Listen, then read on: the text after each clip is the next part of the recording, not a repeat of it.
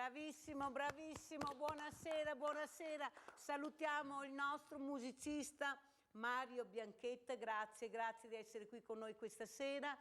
Soprattutto vorrei dirvi dove ho conosciuto Mario Bianchetta. L'ho conosciuto nelle case di riposo, perché lui suona proprio nelle case di riposo per allietare questi anziani che con lui ballano, cantano, suonano e per loro le giornate sono veramente belle. Pensate a Natale avere questo musicista con questo meraviglioso strumento che è la fisarmonica, è una cosa bellissima, ma soprattutto voglio farvi capire cosa sono anche le case di riposo in questi giorni, vero Mario? Sono allietate da queste musiche, come tu hai aperto questa serata, che ricordano il Natale, i canti di Natale. Grazie, grazie Mario Bianchetta.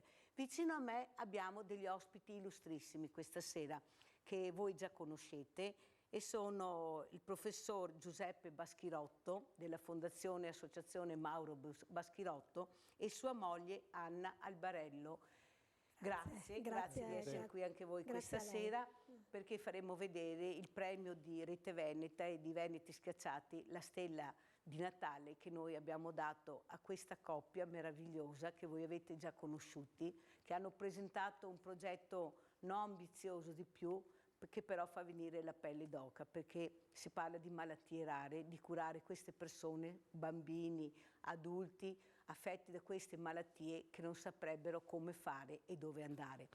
Poi chi abbiamo? Abbiamo l'assessore Massimo Brini e vicino a lui abbiamo il presidente dell'associazione Solo Acqua e Sabbia d'Oro, Mario Montrone. Grazie anche a voi di essere qui. Io so, Presidente, che lei vuole dirla in furlan, però sta associazione. Come si chiama? L'associazione si chiama Dome Aghe e Savalon d'Aur, che in friulano vuol dire, poi magari spiegheremo dopo perché, vuol dire appunto solo acqua e sabbia d'oro. Bene, allora io direi iniziare subito col professor Baschirotto e sua moglie Anna Baschirotto, mi rivolgo subito a loro. Allora professore, cosa è successo quest'anno? Questa stella di Natale che è stata assegnata a voi, a questo centro di ricerca importantissimo che si trova a Longare di Vicenza. Prego professore. Sì, certo, è una stella caduta dal cielo, di un significativo anche contributo finanziario, grazie ovviamente alla sensibilità e alla lungimiranza di Rete Veneta, direi. Ecco, che questo impegno finanziario, questo contributo finanziario ovviamente andrà a beneficio di un progetto specifico, quello di cercare di curare questi bambini che hanno questi nei giganti, quei nei che poi a volte anche si trasformano in melanoma e quindi in un tumore abbastanza grave. Ecco, noi cerchiamo di avviare, abbiamo già iniziato e cerchiamo di dare sostanza a questo progetto proprio per cercare di dare un aiuto concreto a questi pazienti che il più delle volte non sanno dove andare. Ricordavo recentemente che anche per la bambina che noi seguiamo in modo particolare per Vicenza, ma seguiamo un po' tutti i pazienti in Italia, per Vicenza trova difficoltà addirittura di avere degli interventi chirurgici in modo specifico per questa patologia. Allora, ecco. io direi, professore, di vedere subito da dove siamo partiti e come abbiamo iniziato a conoscere questa fondazione con la piccola Giada. Andiamo a vedere il primo servizio. Allora, Giada è nata con questo tipo di macchia che però è nata che aveva tutta la schiena. Stiamo facendo un po' alla volta degli autotrapianti di pelle, quindi vuol dire inserire questi espansori.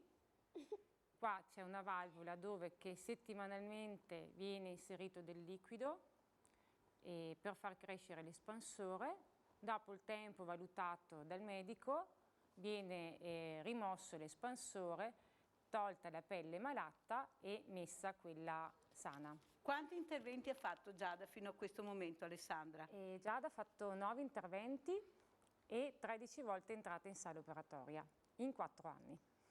E allora, cosa consiste questo intervento? Questi interventi in cosa consistono, Alessandra? Allora, a parte il fatto dell'anestesia totale, che comunque ha iniziato un anno a avere l'anestesia totale, E il primo intervento hanno rimosso dei noduli che comunque erano usciti sulla schiena e ci hanno comunque dato un po' l'allarme di un tessuto che continuava a produrre dei fibromi, quindi ci è stata consigliata la rimozione della macchia completa. Essendo una macchia gigante, purtroppo gli interventi devono essere tanti, perché non si riesce a togliere, cioè già su un bambino si riesce a lavorare bene perché la pelle è elastica e allo stesso tempo abbiamo anche una crescita nel tempo, quindi ogni 6 mesi la bambina cresce e questo ci può aiutare. E bisogna togliere queste forme, diciamo, tumorali, perché sono forme Esatto, tumorali. è una forma tumorale che oggi si presenta benigna con tutti i rischi che però purtroppo ci sono il cambiamento. Anna Albarello, allora, lei accompagna queste mamme assieme a suo marito, questo percorso anche molto difficile, però dove c'è la speranza. Ecco, quando arrivano da voi c'è una speranza di riuscire a far sì che la ricerca arrivi dove magari al momento non è arrivato nessun altro. Questa speranza, cosa vuole dire Anna Albarello? Sì, è una speranza grande che avremmo voluto avere anche noi all'epoca, quando era malato nostro figlio, quando seguivamo nostro figlio. Purtroppo non c'era nulla da fare allora. E poco, molto poco c'è anche adesso. E i genitori vengono da noi perché abbiamo dato vita a un istituto specifico che si occupa di malattie rare. Certo, le malattie rare sono circa 8.000, diciamo, gran parte delle quali di origine genetica, e sappiamo quanto sia difficile curare le malattie normali, le malattie comuni, e allora quanto sia difficilissimo pensare a una cura per le malattie rare. Noi ci stiamo provando da anni, abbiamo avuto anche degli ottimi risultati con una malattia neurologica gravissima, la leucodistrofia metacromatica, e ora stiamo lavorando su alcune malattie rare in ambito oncologico. Sono venuti da noi dei gruppi di malati con, per esempio, vi abbiamo detto anche la volta scorsa, il tumore desmoide, che è una malattia rara che ha anche delle componenti genetiche non ancora identificate o poco identificate, e questo ci ha consentito di avviare un progetto, diciamo, grazie a questa volontà, questa forte volontà dei malati che hanno trovato in noi una porta aperta e una possibilità di cercare insieme dei fondi che alla fine ci hanno consentito di arrivare a dei risultati importanti. Anna, una cosa che mi premeva lei dicesse è che voi avevate presentato questa ricerca che avevate fatto e per ben 2 volte è stata respinta quando avete presentato a livello europeo, mentre quando siete andati in America, avete mandato in America, dopo una settimana avete avuto un esito positivo e soprattutto avete avuto anche il supporto economico perché questa ricerca che avete fatto era incredibilmente valida. Bravissima. Ha detto tutto Mirella, è stato proprio così che è avvenuto e lo amiamo ricordare perché è un esempio eclatante di quanto sia difficile trovare i fondi per andare avanti con queste ricerche su malattie rare. Questo tumore di cui ho appena parlato, diciamo, ha diciamo, un gruppo di malati che ne sono affetti, per cui anche questi hanno il diritto alla salute. Noi abbiamo sostenuto i nostri ricercatori affinché si facesse una ricerca di fondi e questa ricerca non ha dato buon esito in Italia. I grandi enti, diciamo, come AIRC, come altri preposti a dare dei grant a sostegno della ricerca, non ne hanno voluto sapere, no? Allora abbiamo cercato negli Stati Uniti, dove gli scienziati che valutano i progetti sono molto severi, molto attenti, e presso la fondazione americana, statunitense, per la ricerca sul tumore desmoide, abbiamo avuto per ben 3 volte un finanziamento che ci ha consentito di arrivare a degli importanti risultati. L'ultimo è arrivato a luglio di quest'anno, e quindi ci ha dato la possibilità di iniziare adesso a costruire il modello della malattia CRISPR, cioè con il taglia-incolla del gene responsabile della malattia, in modo da avere un modello di studio molto accurato e completo che ci consenta di individuare meglio i meccanismi patogenetici e di cercare una cura mirata per questa malattia. Professore Baschirotto, io sono orgogliosa, onorata, non avrei aggettivi migliori per dire quanto vi sono grata di essere qui, di aver spiegato così bene cosa state facendo, dei pali enormi, no paletti, pali enormi, di queste porte chiuse che avete trovato in Italia, però non vi siete arresi. Ecco, questa caparbietà che avete, che ha lei con sua moglie, ecco, questa coppia meravigliosa che dopo ben 2 lutti di 2 figli sono riusciti a rimboccarsi le maniche ed andare avanti lo stesso. E penso che ci siate riusciti. Cosa manca secondo lei in Italia, professor Baschirotto? La ricerca in Italia è considerata un costo. La ricerca invece deve essere considerata un investimento, e in modo particolare per cercare di prevenire le malattie.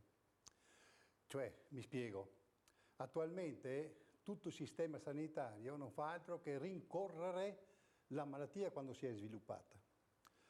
L'obiettivo del sistema sanitario italiano dovrebbe essere quello di cercare di prevedere che non succedano certi guai e certe situazioni di cronicizzazione. Ecco, che ovviamente comporta poi a dover gestire il paziente per molti anni fino alla morte. Ecco, quindi cercare di fare un discorso di prevenzione. Questo è una cosa che manca assolutamente in Italia.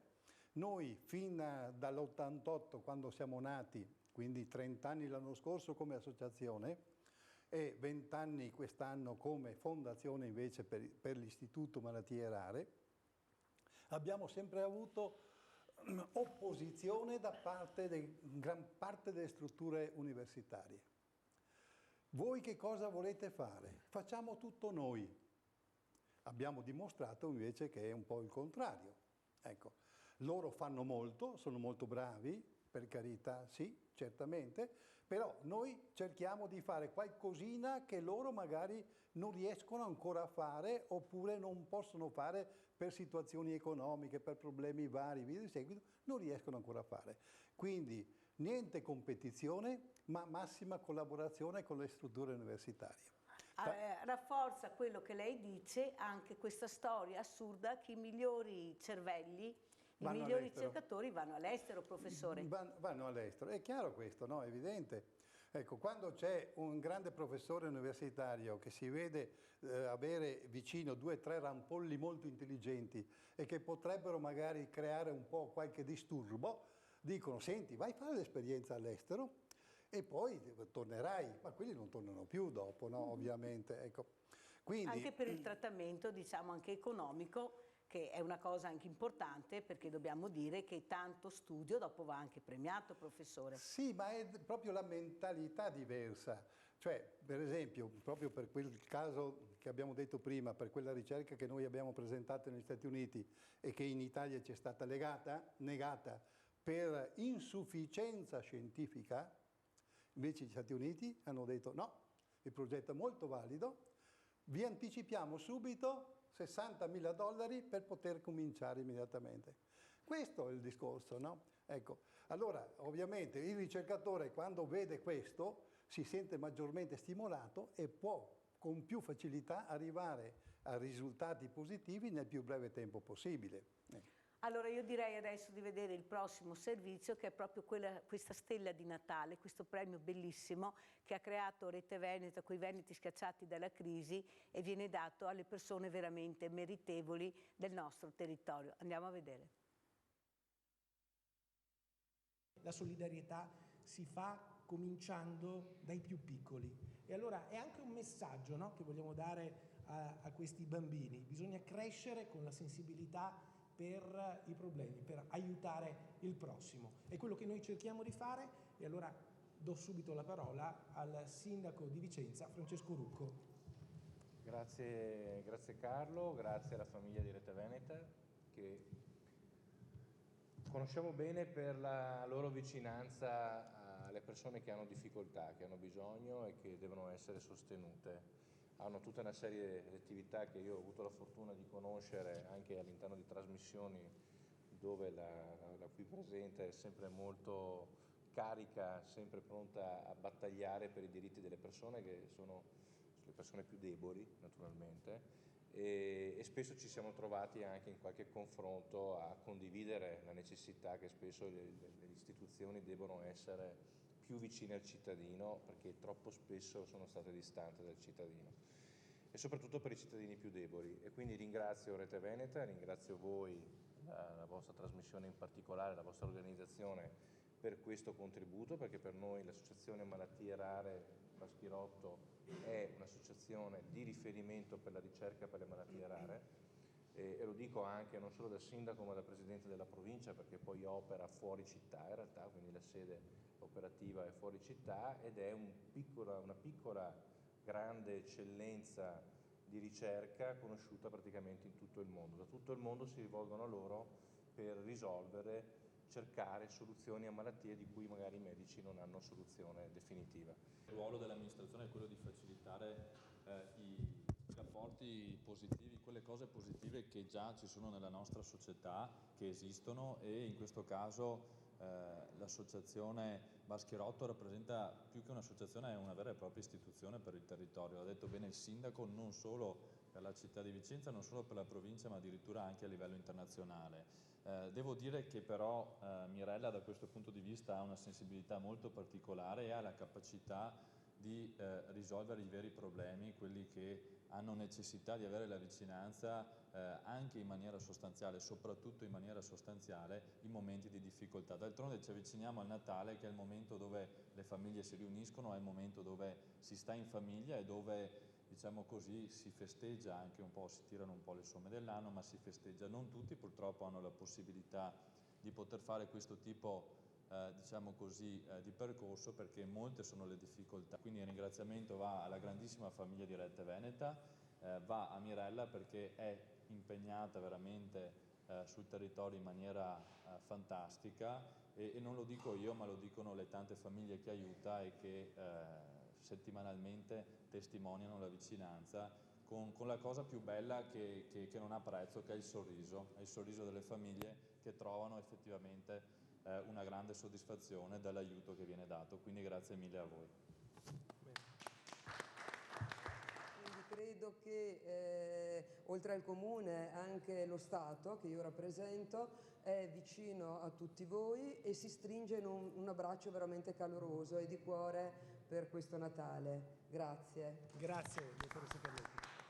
Ma non è Mirella, sapete, Mirella è il motore, però la benzina sono le famiglie, le persone, le attività, i nomi che mi sostengono, che mi aiutano in questo percorso difficilissimo che è aiutare la povertà.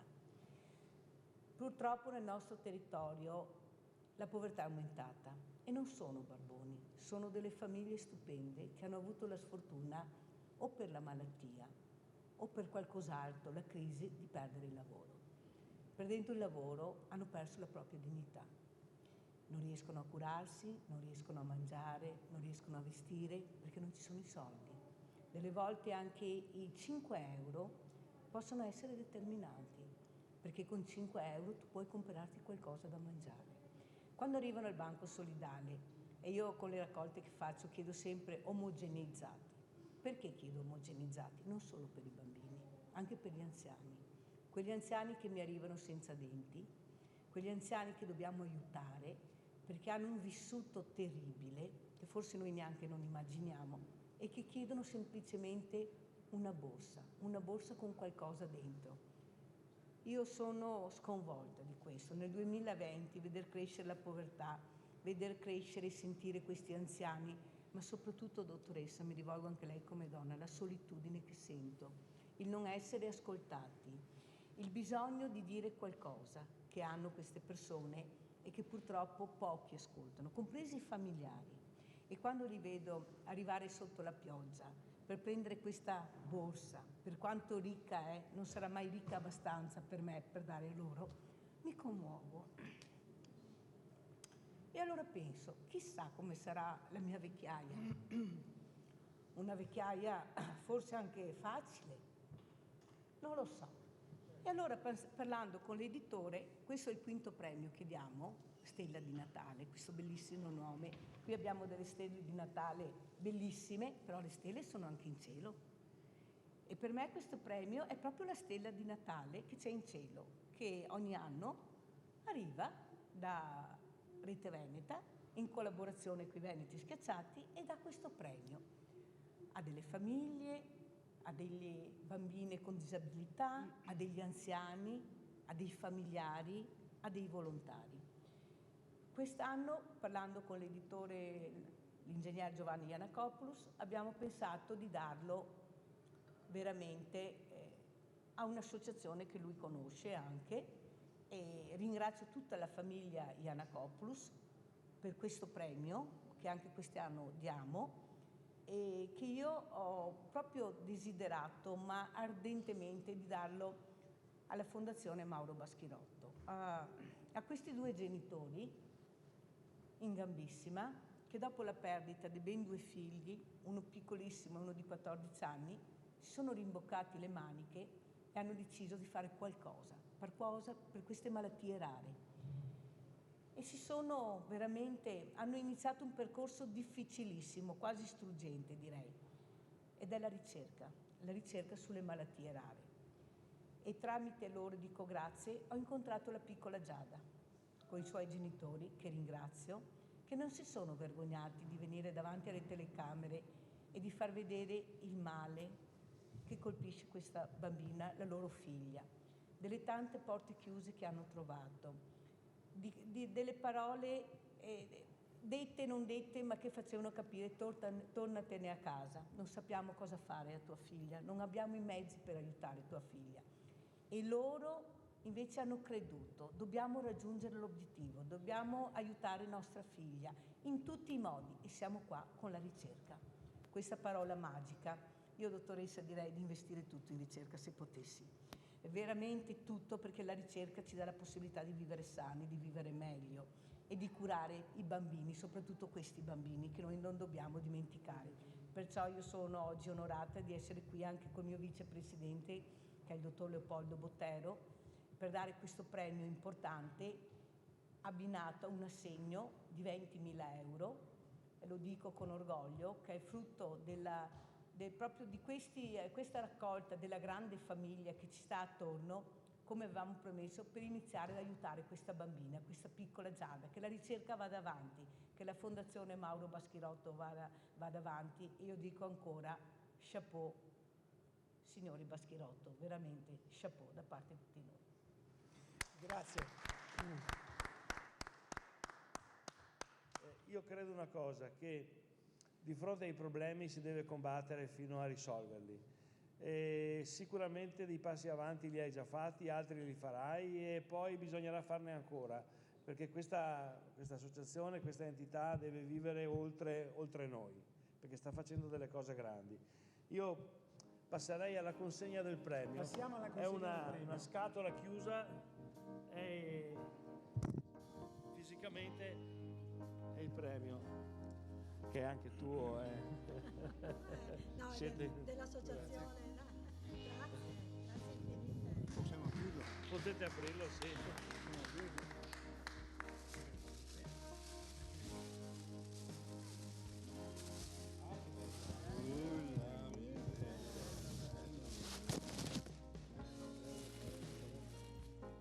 Premio Veneti Schiacciati 2019. Che io consiglio Baschirotto, l'associazione per curare Giada. E per Ecco. gli altri bimbi E con il soprattutto Nevo. iniziamo con Giada e poi anche gli altri bimbi. Grazie. Grazie Mirella, Grazie. grazie tantissimo. Grazie all'ingegner Giannakopoulos, grazie al Bottero, grazie a tutti. E adesso abbiamo un premio speciale anche per Giada e Sara. Sarà un quaderno con le quindi. Buon Natale e a tuo caro il mio stringoletto qua. Sei contenta? Dimmi, sei contenta che ti ho portato il premio del Babbo Natale? cosa dici? Ma tu conosci Babbo Natale? L'hai visto? So che è venuto anche all'asilo da te. Com'era? Aveva la barba lunga? Sì? Ciao amore. Ciao. Anche a te sai tesoro. Sì. Questa è la borsa vostra, Giada, tutta per voi.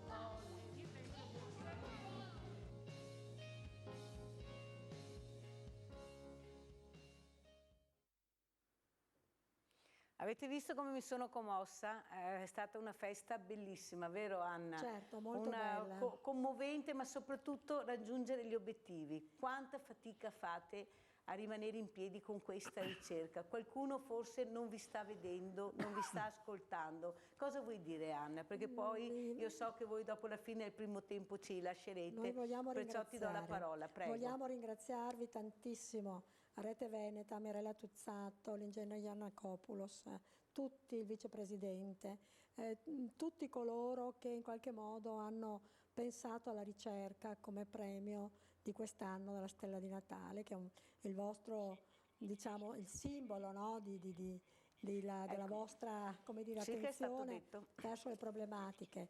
Ecco, sì, perché è importante per noi avere questo assegno di 20.000 euro, dicevamo prima, è un importante, come di stimolo a andare avanti con questa ricerca sul neomelanocitico gigante appena iniziata, che diciamo per la quale non ci sono attualmente ricerche nel campo della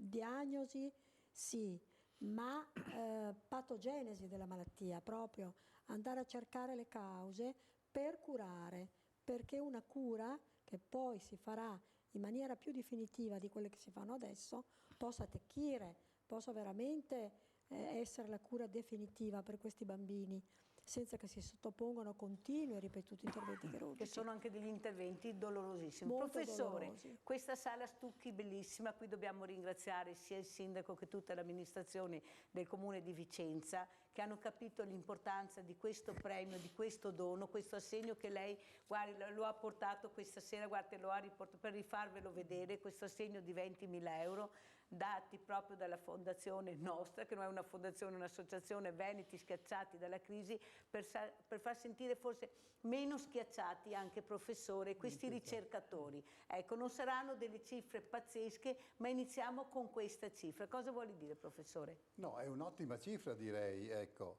io ritorno sul pensiero di prima, cioè cerchiamo di dare una mano a più pazienti possibili. La famiglia di Giada è una famiglia eccezionale perché pur non navigando bene in situazioni economiche hanno detto no, non voglio io chiedere nulla per Giada in modo specifico, ma Giada deve diventare un testimone per il bene degli altri e questo fa onore a loro. Ecco, quindi anche qua per esempio lo stesso concetto va nell'ambito delle patologie rare. Qua moltissimi ci dicono ma voi vi interessate di pochi pazienti per quella determinata patologia e quindi pensate invece a tanti pazienti che hanno patologie molto ma molto più diffuse. E noi diciamo e rispondiamo così, dicendo guardate che se noi scopriamo qualche cosa di importante su una patologia rara, il risultato non sarà soltanto a vantaggio di quella determinata patologia o di quei determinati pazienti, ma il vantaggio ricadrà su sul discorso sanitario nazionale. Quindi è importante far sì di investire i soldi e investirli bene. Io ripeto sempre, a me dispiace portare questo esempio, ma è significativo. Se io realizzo un pozzo d'acqua in una zona deserta che ha bisogno di acqua, certo, opero e faccio un'azione meravigliosa perché do a quella comunità quel determinato aiuto che loro hanno bisogno. Però nell'ambito nostro invece sappiamo che un risultato economico poi andrà in tutti i laboratori del mondo e quindi ha un vantaggio molto ma molto maggiore. Bene. Quindi i soldi sono maggiormente investiti, diciamo. Ecco. Guardiamo il prossimo servizio. ringraziamento è ovvio, anzi è doveroso, a nome di tanti ammalati rari. Sappiamo che noi questi soldi li impegneremo non per lo specifico per Giada, ma per attivare questo progetto di ricerca che poi i risultati ricadranno a N bambini e a N pazienti che hanno questo problema. Questo è da mettere in evidenza molto chiaro, che non è per un singolo paziente, ma per capire un attimino meglio come possiamo intervenire per cercare di curare, di trovare una cura per questa patologia. I genitori si sono messi a disposizione e anzi va a loro un merito particolare, perché dicono no, non voglio curare soltanto mia figlia, ma voglio curare anche gli altri. Ecco, quindi un impegno importante. Visto che nel passato abbiamo avuto anche la fortuna di avere un risultato scientifico estremamente importante, lo dico soprattutto per il viceprefetto che ovviamente ci conosce poco, il primo risultato scientifico sulla cura di pazienti, di bambini nel cervello, nel sistema nervoso centrale, praticamente è un progetto nostro, partito nel 92, arrivato nel 2013. Quindi ci vogliono tanti anni per la ricerca, per ottenere un risultato. Speriamo che questi anni adesso, con tutte le esperienze che abbiamo avuto e con il progresso della tecnologia, ovviamente si riducano i tempi e nel più breve tempo possibile possiamo magari individuare anche una cura per questa patologia. Quindi io ringrazio veramente Rete Veneta che ci dà questo sostegno importante, anche in modo particolare ovviamente Mirella, ecco, ma tutti della famiglia di Rete Veneta. Ringrazio l'amministrazione comunale ovviamente di Vicenza che ci appoggia anche questa, ecco, e però l'obiettivo nostro è quello di dare una mano a questi pazienti che ricordiamoli, che è meglio che ce lo ricordiamo anche se lo sappiamo già, sono abbandonati dal sistema sanitario nazionale. Per le malattie rare ovviamente siamo in questa situazione qua, nonostante che il territorio veneto sia un po' all'eccellenza nell'ambito sanitario, però ovviamente i malati rari trovano queste difficoltà concrete. Ovviamente un ringraziamento a tutti. Grazie Assessore. Grazie al professor Giuseppe Baschirotto. La parola adesso ai genitori di Giada e di Sara, Alessandra Fagione e Oscar Masiero. Prego. Io sono comunque emozionata perché è stato un anno sicuramente impegnativo sotto vari punti di vista e noi abbiamo iniziato con Giada 5 anni fa e diciamo che quest'anno sicuramente con la conoscenza di Baschirotto e con le possibilità che mi sono state date anche a Rete Veneta abbiamo iniziato finalmente a raccogliere qualche frutto per poter partire con questa ricerca. All'inizio anno è per me doveroso ricordare, visto che è stato il primo evento che abbiamo fatto per la malattia di Giada, con la camminata di Restena, abbiamo iniziato a incassare il primo assegno per questa ricerca e da qua stiamo andando in salita. Sono contentissima perché comunque è 2 anni che seminiamo e un po' alla volta iniziamo finalmente a raccogliere e anche perché è la prima volta, purtroppo nel 2020, perché io riconosco sempre che è bruttissimo essendo un malato raro, trovarti nel 2019 far partire una ricerca, però è la prima ricerca che parte sul nevo congenito melanocitico gigante. Quindi potete capire la mia emozione che possiamo aprire finalmente un portone. Cado sul personale, però personalmente questo premio della Stella di Natale io ho una grande stella in cielo che è mancata l'anno scorso.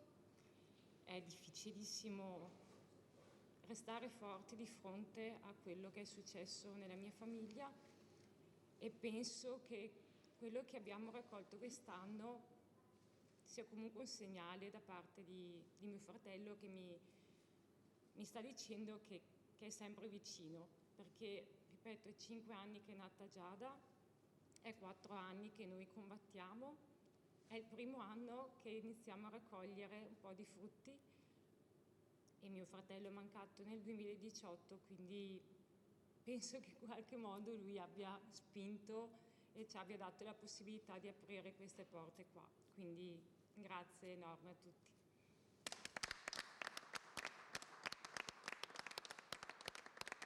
Se mi permettete vorrei aggiungere una cosa. Noi abbiamo tanti bambini. Noi abbiamo iniziato col piccolo Gio, professor Baschirotto, e tutti i bambini si chiamano piccoli Gio adesso, quelli da aiutare. Stiamo iniziando con Giada. E quando dico Giada, dico tutte le bambine, Giada è il simbolo, ma sono le piccole Giade che noi cercheremo di aiutare con l'aiuto di questa popolazione meravigliosa, di questo Veneto fantastico. Siamo primi nel volontariato, abbiamo i fiori all'occhiello, perciò io penso che questa stella di Natale a casa in tanti ce l'avranno e si ricorderanno quando la guarderanno di pensare ai piccoli Gio e alle piccole Giade. Grazie.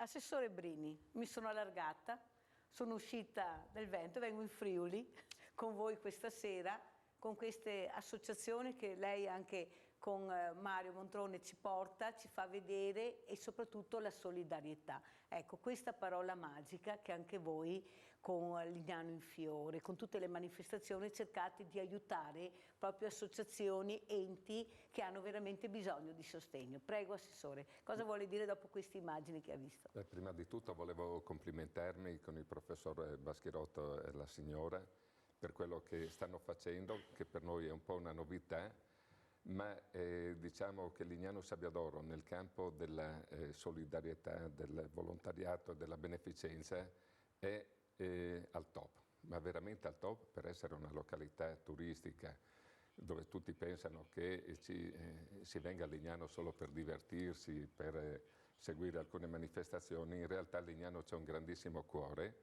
abbiamo avuto presidenti che si sono succeduti nelle varie associazioni, Lignano in Fiore come citato, ma anche gli stessi pescatori sportivi, Domeaghe e Savalon, e tutti fanno una raccolta fondi ben costruita e mirata, in modo tale che neanche un centesimo di euro vada disperso in spese che non sono quelle che servono a sostenere o la ricerca o le malattie o le famiglie, no? Per cui io adesso ho capito veramente il collegamento che hai fatto, chiamando prima i signori Baschirotto e noi, perché tu hai avuto modo di toccare con mano quello che noi facciamo a Lignano Sabbiadoro. Qua abbiamo Mario Montrone che è il presidente di Domeaghe e Savalon d'Aur, però prima era il presidente di Lignano in Fiore, e coordinare tutta una serie, centinaia di volontari non è semplicissimo, però a Lignano veramente c'è questo grandissimo cuore e noi ci sentiamo parte. Premesso che il tagliamento per noi unisce e non divide, ci sentiamo parte di tutto quello che è stato detto in questo studio e veramente ci fa piacere essere qua questa sera. Allora guardiamo il prossimo servizio. Ciao grande famiglia, guardate dove vi ho portato oggi. Siamo a Lignano Sabbiadoro, dove vedremo dei presepi di sabbia bellissimi. Ma soprattutto il presepio di quest'anno 2019 è la Genesi. Entriamo e guardiamo cosa hanno realizzato questi artisti con questo presepio. Siamo a Terrazza Mare e ci riceve Donatella Pasquini, che voi avete già conosciuto, sarà la nostra cicerone. Buongiorno Donatella. Buongiorno, ben arrivati. Grazie. Allora, cosa succederà quando entreremo in questa meravigliosa struttura e vedremo una cosa stupenda? Allora, qui ci sono 400 metri quadri di struttura espositiva di capannone e 350 metri cubi di sabbia lavorata compressa, su cui poi le artiste hanno lavorato e hanno così realizzato quest'opera che ha il titolo La Genesi. Inizieremo con una scenografia virtuale dove abbiamo rappresentato l'immaterialità della Genesi, no? Per cui l'atomo, insomma quello che è la creazione, la separazione dal mare, dalla terra al cielo, e poi la Fiat Lux, la luce che diede origine a tutto quanto. Entriamo. Eccoci qua. E qui ci riceve anche l'assessore Massimo Brini. Buongiorno assessore, Ciao, complimenti per questa meraviglia. Ciao, questo Mirella. presepe, la Genesi. Prego assessore. Buongiorno a te e anche a tutti i telespettatori. E qua è il nostro grandissimo presepe di sabbia che quest'anno come tema principale ha la Genesi, quindi la nascita del mondo e di tutte le creature viventi.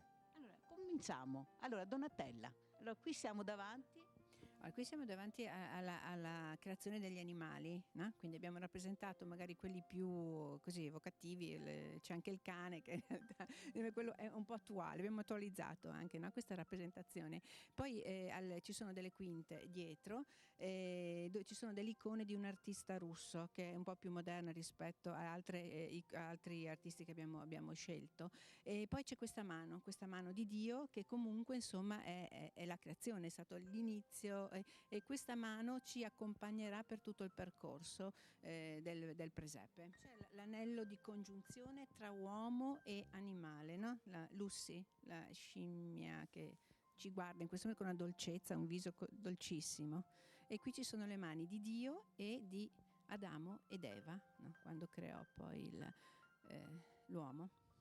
Allora, questa invece è la rappresentazione di un mosaico fatto da un artista, Andrea Salvador, che è qui di San Giorgio, e praticamente questa donna grida alla consapevolezza, alla coscienza che comunque la sua vita, dopo la cacciata insomma dall'Eden, la sua vita avrà una fine, non sarà più, no? Immortale. Ecco, dalla rappresentazione di una rappresentazione di Michelangelo, lì c'è la cacciata dall'Eden, no?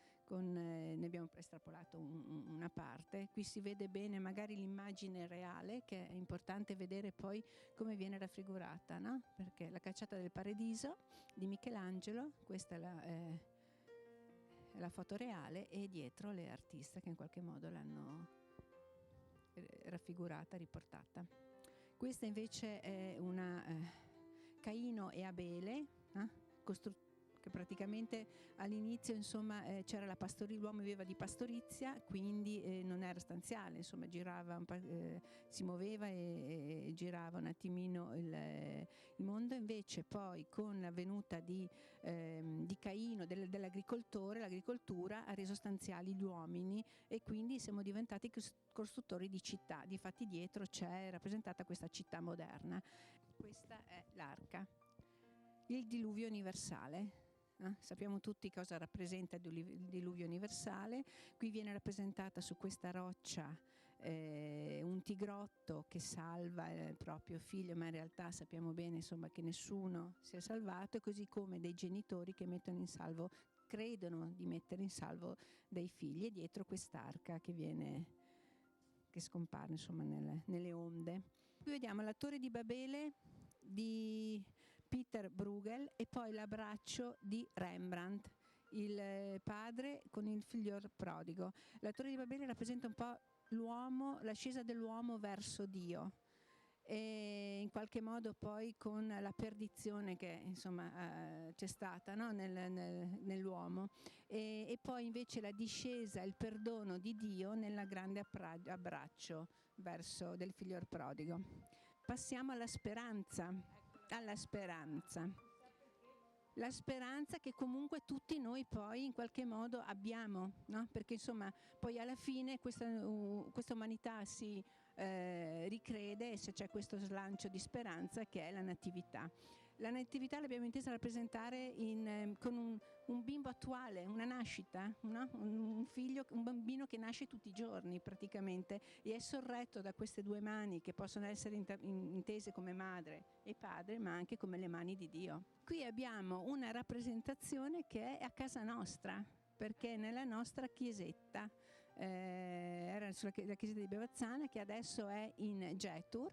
Qui abbiamo allora Eva che porta un teschio sulla mano dopo la cacciata, che porta morte, e invece poi c'è Maria che giustamente porta vita e porta il figlioletto, insomma Gesù, la nascita. Qui ecco sempre quest'icona di questa artista russa, e qui insomma rappresenta un po' tutta la creazione, no? E dietro, nello sfondo, non so se lo riconoscete, è Van Gogh, lo stellato di Van Gogh. Sarà aperto fino all'8 febbraio e l'apertura è dalle 10 di mattina fino alle 18, fino alle ore 18. Le offerte che noi raccogliamo dei visitatori verranno tutte devolute in beneficenza, in progetti che insomma abbiamo fatto in questi anni, che adesso andremo a realizzare. Ringraziamo Donatella, io vorrei anche due parole dall'assessore Massimo Brini. Quanto importante è investire nella cultura? Perché questa è storia, è cultura. È tantissimo importante, finalmente anche a livello nazionale lo stanno vedendo, che col ministro Franceschini hanno capito che valorizzare i beni che abbiamo qua in Italia serve per attirare più turisti e quindi creare un'economia che si stava perdendo. E in un momento in cui chiudono le fabbriche noi abbiamo questo tesoro importante che dobbiamo sfruttare al massimo, e a Lignano, che non è una città antica, cerchiamo sempre di ricreare qualcosa di nuovo e ogni anno c'è sempre un nuovo tema che riguarda il presepe, proprio per cercare di far sì che i nostri visitatori trovino sempre qualcosa di nuovo, delle novità, e che vadano fuori dalla nostra città emozionati, ma con un'emozione molto bella che gli deve far vedere l'ora di ritornare a Lignano anche in altri periodi oltre a quello del Natale. Noi principalmente siamo una località estiva, ma non ci fermiamo tutto l'anno. Con queste parole noi vi salutiamo, ringraziamo sia l'assessore Massimo Brini che la nostra cicerone Donatella Pasquin. Io invito tutti a venire a visitare questo presepe meraviglioso e soprattutto per aiutare queste zone di villeggiatura che hanno bisogno di noi. Ciao! Presidente, allora l'ho vista molto attento, anzi si congratulava. Prego, Presidente Montrone. Devo prima di tutto dire una cosa, faccio veramente i complimenti a Rete Veneta che ha fatto le riprese, che ha fatto il montaggio, perché avete reso in maniera eccezionale questa che è un'opera d'arte, noi la definiamo in questa maniera qua, quindi complimenti, perché sicuramente ci aiuterà anche a far venire giù un po' di persone, perché si vede molto bene la bellezza delle sculture di sabbia. Di questo presepio. Quanto lavoro, quanto impegno, ma soprattutto risposte dai maggiori veramente scultori, perché sono delle sculture queste eccezionali. E chi sono? Ce li presenti un pochino, come li ha conosciuti e perché ritornano a Lignano? Perché questa edizione è, Presidente? Siamo alla 16ª edizione. Ecco, pensate. Sì, abbiamo iniziato 16 anni fa con un presepe di 2 metri quadri fatto in una notte dagli artisti dell'Accademia della Sabbia di Roma, che hanno voluto scommettere con noi. Da 2 metri siamo arrivati a 400 metri, come avete visto. Sono sempre loro da 16 anni che organizzano con noi questo presepe di sabbia. Il lavoro è tantissimo, perché comincia nei primi giorni di ottobre, finisce i primi giorni di dicembre, sono quasi 50 giorni, ed è un lavoro anche molto faticoso, perché i primi 25 giorni vengono spesi, fortunatamente ben spesi, a creare queste montagne di sabbia che devono essere assolutamente compresse centimetro per centimetro, perché l'unico trucco, per quello l'associazione si chiama Dome Aghe Savalon d'Aro, solo acqua e sabbia d'oro, perché tutti pensano che ci siano collanti, ci sia additivi. Assolutamente, noi siamo l'unico presepe in Italia che usa la sabbia della propria spiaggia. Il nostro presepe è in spiaggia, quella sabbia il 3 di febbraio, finita la manifestazione, tornerà a essere sabbia della spiaggia quest'estate, proprio perché non viene toccata con nulla. C'è questo lavoro fondamentale, poi arrivano gli artisti veri e propri, che in altri 30 giorni scolpiscono tutte queste sculture. Artisti, mentre quelli dell'Accademia della Sabbia sono di Roma, per gli artisti invece vengono dall'estero. Abbiamo un'artista russa, Irina Sokolova, ormai è 15 anni che viene da noi. Poi abbiamo Eda Katyan, artista turca, oltre 13 anni.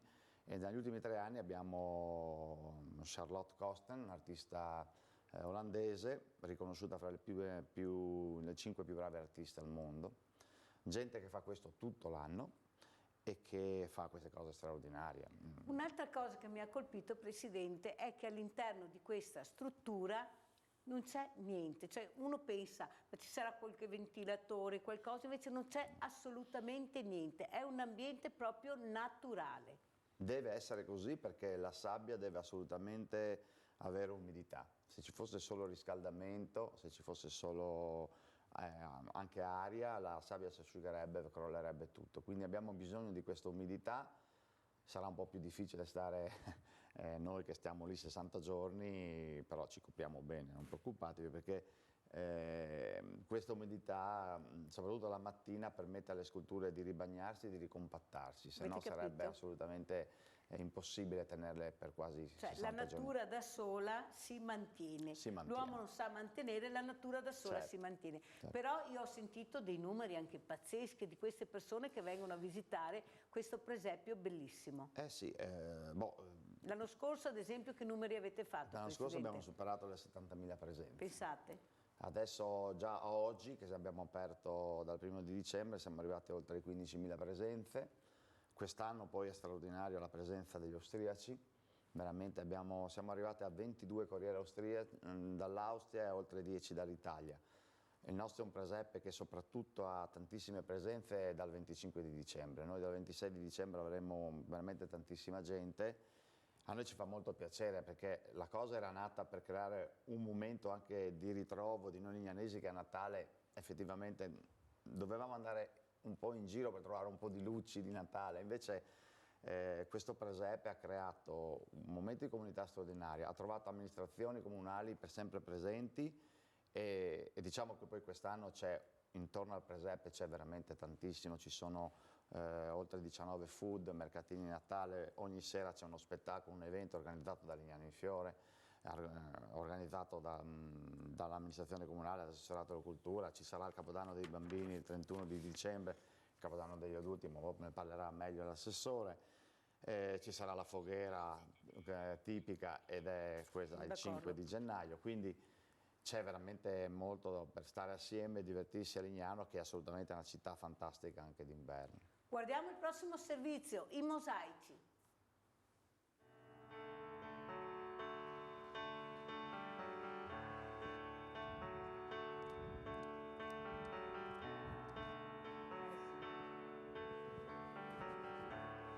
Qui siamo nel grande padiglione di Terrazza Mare, dove appunto vedrete questi mosaici meravigliosi, sempre Genesi naturalmente. Prego, Assessore. Sì, il tema è identico più o meno a quello del presepe di sabbia, quindi alcuni mosaici raffigurano la Genesi o episodi narrati nella Bibbia ed altri sono in tema con quello che è la creazione e momenti reali di vita.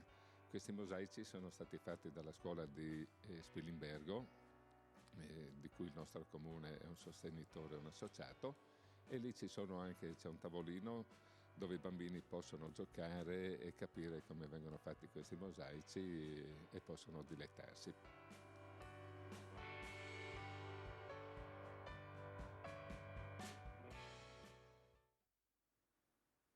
Anna, so che commentavi piacevolmente, cosa vuoi dire l'assessore Brini? Sì, a noi queste opere d'arte piacciono moltissimo, siamo venuti anche in passato a vedere a Lignano e ricordano che arte e cultura sono molto importanti ed è proprio per questo che anche noi adesso stiamo preparando una mostra per diffondere la cultura, per diffondere le conoscenze in ambito scientifico, perché la sensibilità viene anche attraverso la cultura, attraverso le conoscenze. E questa mostra, che si chiama DNA Arte della Vita, in occasione di 20 anni di fondazione dell'Istituto Malattie Rare, avrà luogo in un palazzo di Vicenza e mette insieme scienza ed arte legate al DNA. Chissà che magari anche da Lignano possa venire qualche ispirazione attraverso le materie che avete lì, conchigli e mosaici legate al DNA. Sarebbe veramente molto bello. Assessore Brini, cosa risponde alla dottoressa Baschirotto? Certo, anche perché noi come amministrazione comunale, ma anche con tutte le nostre associazioni, siamo convinti che la cultura sia quel chid in più che possa portare benessere alla popolazione e che faccia così crescere molto bene i nostri giovani.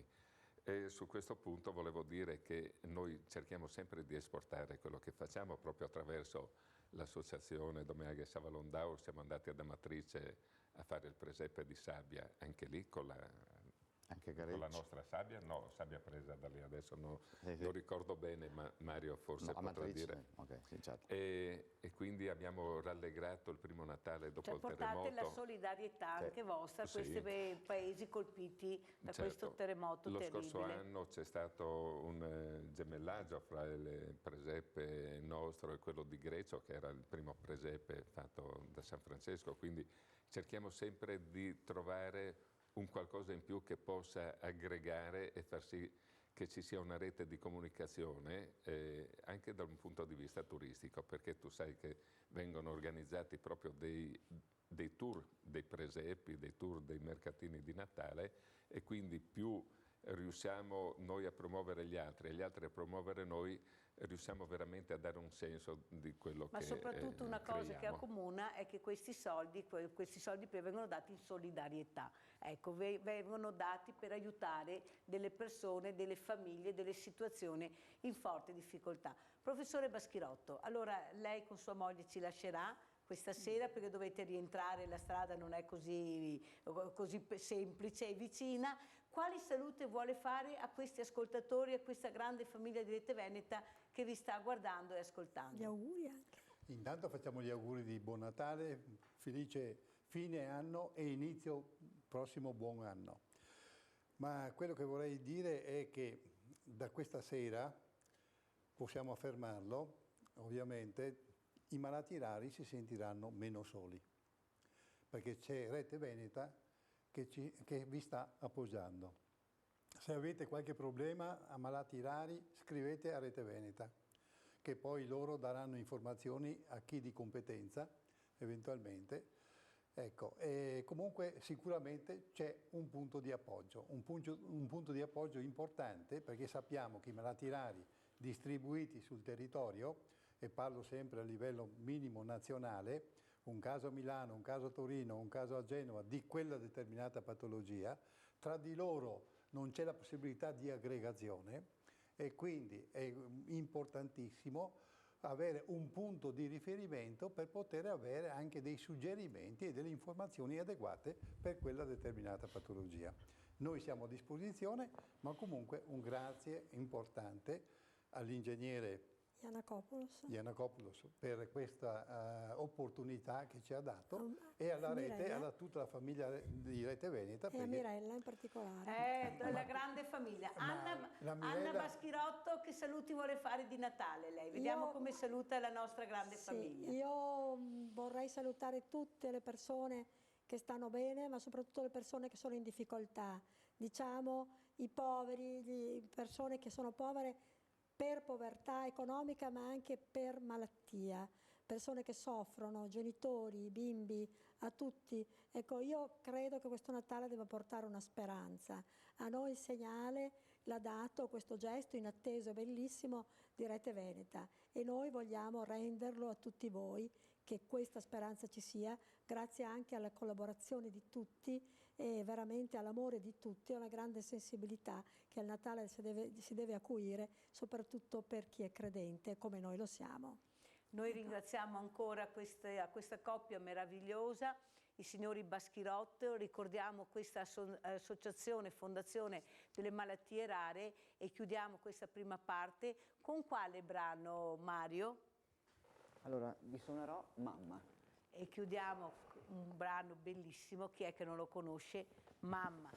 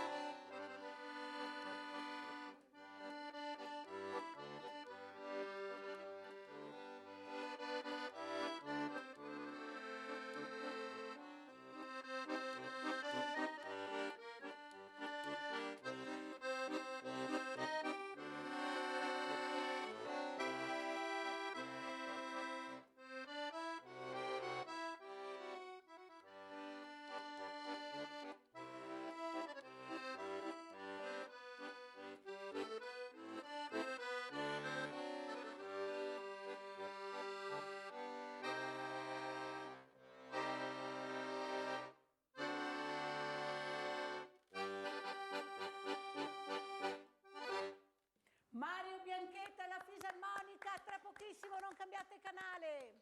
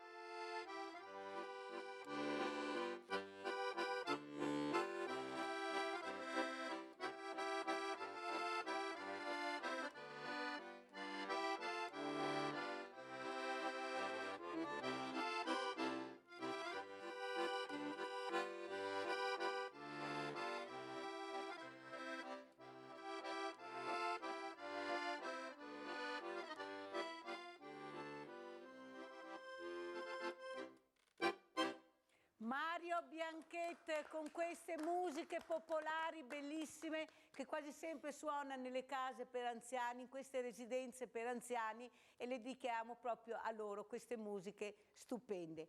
Abbiamo cambiato ospiti e chi abbiamo vicino a noi? Abbiamo una persona che voi conoscete perché ogni anno, quasi ogni anno, lui viene qui da noi nella nostra trasmissione ed è Alfonso Pozzobon, che è il presidente del comitato Presepi di San Marco di Resana. Vicino a lui invece c'è Celso Bortolotto che fa parte del comitato dei Presepi di San Marco di Resana. Intanto grazie Alfonso, grazie Celso, soprattutto per aver portato queste statue meravigliose che voi state guardando. Sono delle statue preziose fatte a mano che abbiamo veramente l'onore di ospitare questa sera, questo presepio meraviglioso. Allora, Pozzobon, ci racconti un po' questa storia infinita di questa meraviglia che sono i presepi di San Marco di Resana. Allora, la nostra mostra è partita 26 anni fa. Sono stati i nostri amici, i miei amici, che mi hanno chiesto di vedere i miei presepi. Siccome io ho esposto per 15 anni in Arena a Verona, e un presepio mio ha vinto il primo premio internazionale all'Arena di Verona.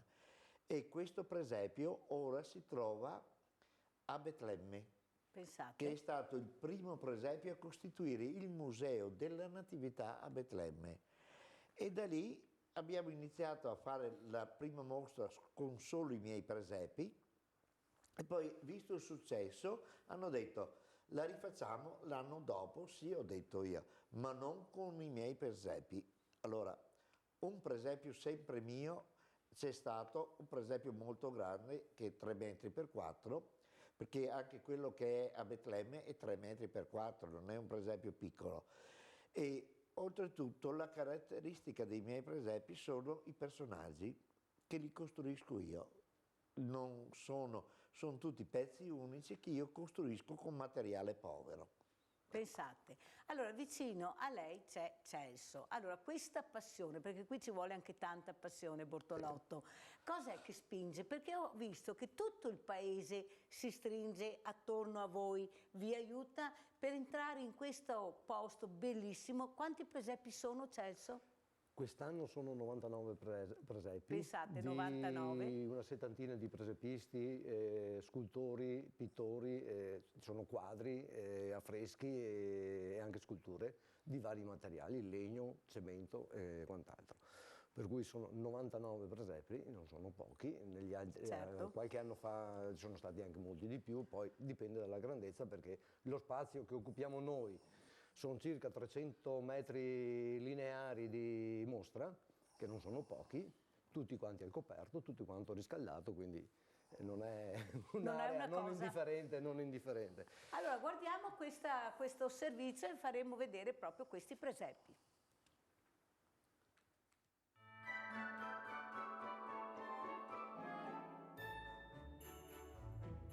Alfonso, anche quest'anno la nuova mostra dei presepi di San Marco di Resana. Sei felice? Come sta andando quest'anno? Sta andando molto molto bene, perché siamo arrivati alla 26esima mostra internazionale del presepio. Ci tengo molto a dire che è la più longeva della provincia di Treviso, di Padova, di Vicenza e di Belluno. Perciò siamo arrivati anche quest'anno a questa mostra. Oltretutto io sto facendo un passo indietro e sto passando le consegne ai collaboratori.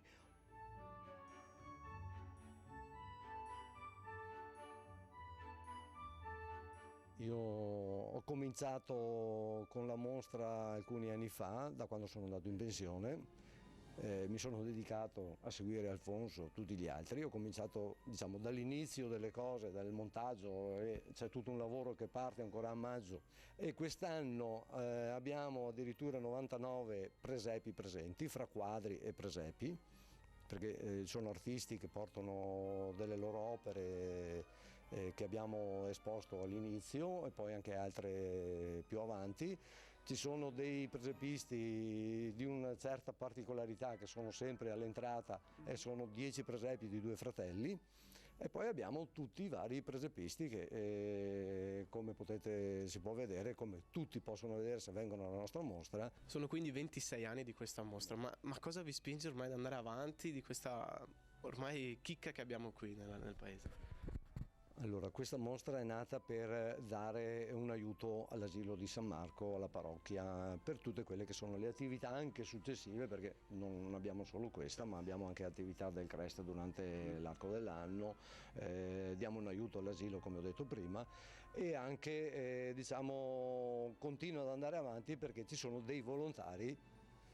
Saremo una trentina di persone più o meno che lavorano per questa mostra, quindi va avanti perché ci sono i volontari che gratuitamente, chi alla sera, chi durante il giorno, insomma, dicevo prima all'inizio, da maggio cominciamo e finiamo a febbraio, quando smontiamo tutto, perché qua poi va liberato tutto perché si fanno altre attività. La mostra è a San Marco di Resana, la frazione più piccola del comune di Resana. Perciò arrivando a Resana per la statale, che è la statale del Santo, ci sono tutte le indicazioni per la nostra piccola frazione, con scritto mostra presepi San Marco, perciò non si può sbagliare neanche per sogno. Fino al 6 gennaio 2020, tutti i giorni, al mattino dalle 10 alle 12, al pomeriggio dalle 14:30 alle 18. Dopo, solamente per prenotazioni,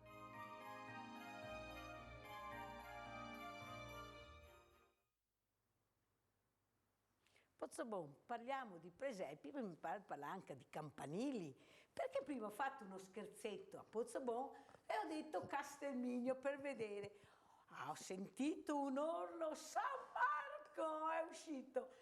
Allora Pozzobon, io ho fatto lo scherzo proprio perché so quanto lui ci tiene a San Marco di Resana, a questi volontari, a questo proprio paese che si stringe attorno ogni anno non solo ai presepi ma poi anche alla Befana, una Befana meravigliosa che salta di tetto in tetto. Prego Pozzobon. Sì, ci tengo moltissimo al mio paese e al nostro paese, perché anche certi giornalisti hanno scritto che la mostra è a Resana. Siccome noi siamo il gruppo culturale, a Resana c'è il centro culturale e sono andati davanti al centro culturale di Resana e certi pullman e non hanno trovato niente. Avete per capito? Quello specifico San Marco di Resana, come anche nel mio presepio che è a Betlemme c'è scritto Alfonso Pozzobon San Marco di Resana, e pretendo che sia scritto San Marco perché è il luogo giusto dove, è come dire, non so, Treviso dove?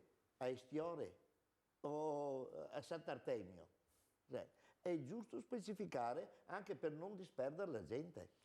Soprattutto però è giusto perché il lavoro è tanto, l'impegno è tanto e anche perdere una sola corriera fa venire veramente, come che diciamo qua noi altri nel Veneto, fa venire un nervoso che comparissimo qualche dun, perché è sempre qualcosa che non funziona e non deve essere così perché come ripeto è un lavoro enorme. Però ho sentito che sta passando la mano Pozzobon, ma come così giovane passa già la mano? Cosa sta succedendo Pozzobon? Sì. Passo la mano anche perché sarebbe un fallimento mio personale se terminato io non continuassero più a fare la mostra dei presepi. Allora, io sto tirando i remi in barca anche per l'organizzazione perché io sono diversamente abile per i computer, perciò non sono capace, ecco. Allora, loro invece sono abilissimi col computer e iniziano ormai a fare tutto via telematico. Perciò io mi ritiro, le ho detto, vi lascio tutto, indirizzi, presepisti, oltre 600 nominativi di presepisti, perciò loro invitano i presepisti, chi prima arriva, prima alloggia, le danno il posto e una volta terminato gli altri che rimangono fuori sono i primi a entrare l'anno successivo. Perciò io mi hanno chiesto, si sono trovati un po' in difficoltà per l'allestimento, mi hanno chiesto, ci sei stasera? Io ci sono, ma devono arrangiarsi loro, perché altrimenti sarebbe un fallimento mio che la mostra non andasse più avanti terminato io. Celso Bortolotto, io penso che non a caso lei sia qui questa sera e non a caso vedo un sorriso sulle labbra di Alfonso Pozzobon.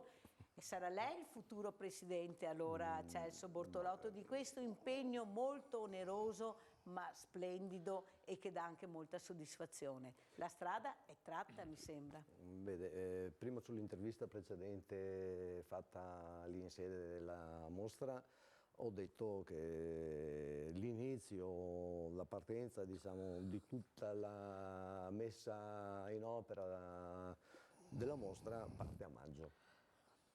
Pensate. Con rilevare, scrivere, mandare mail, mandare lettere, eccetera, parte a maggio. Questo era un lavoro che faceva prima Pozzobon, oggi come oggi farlo a mano, diceva prima, 600 presepisti non è più una cosa così, diciamo dei 10, 15 o 20, ma diventa un lavoro di un certo tipo. A me hanno chiesto di dare una mano, all'inizio ho cominciato con il montaggio, con le cose iniziali vere e proprie e poi gradualmente sono entrato. Pozzobon, Alfonso, amico carissimo del paese, mi ha chiesto se gli davo una mano ulteriore, ci ho aggiunto anche quella e sto andando avanti, insomma, sto prendendo in mano diciamo, alcune cose. Non è che mettiamo da parte, lui non si mette da parte perché noi lo prendiamo per la cravatta e lo tiriamo dentro. Ecco, così è la sua sfortuna che noi siamo fatti così. Perché è una figura talmente importante e utile che non si può lasciare a casa di sicuro. È lui che l'ha effettivamente avviata, creata, ideata, portata avanti nell'arco degli anni. I paesani, che siamo circa una trentina, quarantina, oggi come oggi, che collaborano, chi più, chi meno, insomma, chi quando ha tempo, quando c'è la possibilità, però siamo tutti disponibili, ma lasciare da parte Alfonso sicuramente no. Assessore Brino, passare la mano, c'è sempre quello che prende poi in mano la situazione, è più difficile passare o prendere in mano la situazione? Perché sono due strade completamente diverse. Tu prendi in mano questa strada, ma è molto asfaltata, cioè la strada è proprio bella, liscia come l'ha lasciata Alfonso, ma dopo mantenere, lavorare, credere, perché bisogna anche crederci su quello che fai, perciò sarà un impegno gravoso. Cosa dice, Assessore? Beh, ha detto bene Pozzobon, perché sarebbe un fallimento se tu non trovassi qualcuno che prende in mano la situazione. E siccome la stessa cosa la sto vivendo io con la mia lista civica, che ormai sono 26 anni che siamo sulla, fra virgolette, la cresta dell'onda in comune di Lignano Sabbiadoro, sto veramente pensando di passare una mano, ma senza scendere dalla barca, continuando a stare dentro, ma tirando su bravi marinai che possano poi condurre la barca da soli nel momento in cui uno si ritira. E quindi vedo benissimo quello che sta facendo il maestro Pozzobon, ma io da quello che ho già intuito il signor Celso qua è già un ottimo collaboratore, uno pronto a prendere in mano il timone della situazione, e quindi gli faccio già i complimenti vivissimi. Presidente Montrone, e lei? Anche lei ha dei collaboratori meravigliosi, abbiamo visto prima la Pasquin, che salutiamo veramente, questa figura molto importante, con questo lavoro impegnativo, perché non è che si riesca a fare questo in una settimana, ci sono mesi e mesi di duro lavoro. Ecco, questo mondo del volontariato che si stringe attorno per creare qualcosa e per dare qualcosa anche al futuro a questi ragazzini, a questi bambini che crescono con i valori, perché il presepe è un valore. Non c'è dubbio, non c'è dubbio. Beh, sì, insomma, Lignano ha una fortuna, come ha detto prima l'assessore, c'è un volontariato molto ricco, perché non c'è solo l'associazione che ho l'onore di rappresentare, non c'è solo Lignano in Fiore, ci sono tantissime associazioni e soprattutto al presepe si vedono, perché il presepe viene tenuto aperto ogni giorno da un'associazione diversa. Ad esempio oggi c'è la federazione Amatori Bici, che sono giù a Lignano a tenere aperto loro, sono un gruppo di ciclisti di Lignano. Ci saranno tantissime associazioni, adesso ricordo quella di oggi, ma ce ne sono veramente tantissime, quasi 200 volontari terranno aperto il presepe. E pensate, 200 volontari. Ed è la più grossa soddisfazione, cioè avere intorno questa gente che dà una mano, che crede in questa cosa, è assolutamente uno dei valori più importanti di questo presepe e di tutto quello che viene fatto a Lignano. Per quanto riguarda il discorso, sì, il presepe si comincia a ragionare a luglio, noi scherzosamente ci facciamo gli auguri a luglio. Quando arriviamo e cominciamo a parlare ci facciamo buon Natale, bene, cominciamo, e si comincia. Ed è un lavoro veramente molto faticoso, però alla fine le soddisfazioni sono veramente tantissime. E allora guardiamo il punto di Leopoldo Bottero. Buonasera e buon Natale a tutti. In questo periodo si fa il presepio, almeno molti fanno il presepio. Il presepio sapete che è nato in Italia con San Francesco, è una rappresentazione della natività di Gesù Cristo, è un bambino che nasce e bello, anche c'è qualcuno come il mio amico Alfonso che ne fa un'arte, diventano delle opere d'arte. Teologicamente non è molto importante, cioè non c'è nessuna prescrizione religiosa che dice di fare il presepio. Qualcuno lo prende come una cosa di tipo identitario e quindi dice non lo facciamo perché sennò i poveracci, i musulmani si offendono. Ora io conosco un sacco di musulmani, non ne ho visto mai uno offeso per il presepio, dice è una cosa vostra, fatelo, anzi molti vengono a vederlo. Guardate, io vado spesso a visitare quelli di Resano ovviamente e lì i musulmani del paese ci vanno tranquillamente, non succede mica niente, anzi. È una cosa bella, cioè il presepio certo ci ricorda la nascita di Gesù Cristo per chi è cristiano e cattolico magari, però è la nascita di un bambino, quindi è sempre una festa, quindi è sempre qualcosa di positivo e poi è un aspetto diciamo anche artistico e mi piace vedere che con la scusa del presepio anche le zone turistiche lo fanno, no? Bellissimi quelli che fanno di sabbia su a Lignano, a Jesolo, in quei posti lì, nei nostri posti al mare, che così anche d'inverno abbiamo un motivo per fare una passeggiatina lungo la spiaggia. Il presepio è bello. Guardate, chi è contro il presepio è contro le cose belle e non dimostra una grande intelligenza. Buon Natale a tutti. Pozzobon, allora abbiamo sentito le parole di Leopoldo Bottero su questo punto, il presepio, il valore del presepio, perché guai se manca il presepio a Natale, sì l'albero di Natale, però il vero simbolo diciamo è il presepio. Prego.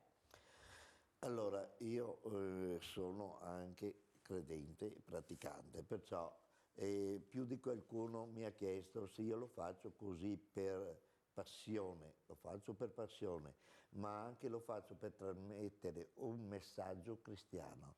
Questo è il mio scopo ed è sempre stato il mio scopo, perché ho fatto anche dei presepi nei centri commerciali e più di qualche giornalista mi ha detto ma perché fai nei centri commerciali per esempio?